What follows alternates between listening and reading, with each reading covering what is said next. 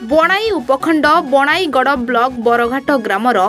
रांटसाईर स्थानीय लोक माने पानीर समस्या नहीं अनेक असुविधार सम्मुखीन होई आसुथबा सहित गोटे खोला कूओ भरोसा चली आसुथिले।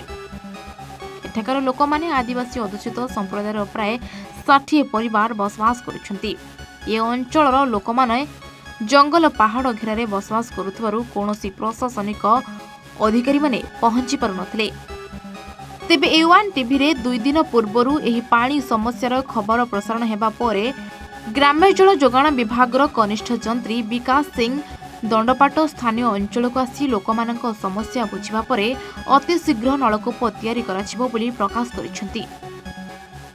कनिष्ठ जंत्री ग्राम्य जल जोगाण परिवहन विभाग बणे आमर गतकाली गोटे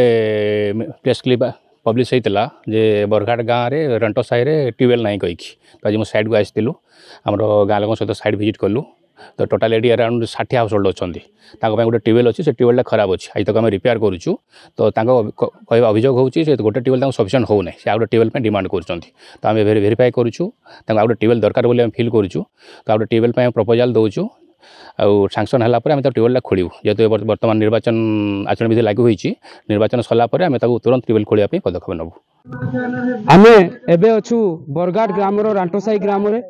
2 दिन तले हेबो आमे एठारे न्यूज करिथिलु जे पानी समस्या नहीं एठाकार स्थानीय बासिंदा माने पानी समस्या नहीं बहुत हैरान रे चलुथिले किंतु जा हो आमर A1 टीवी न्यूज प्रसारण हैला परे लोक मानकर समस्या सुनी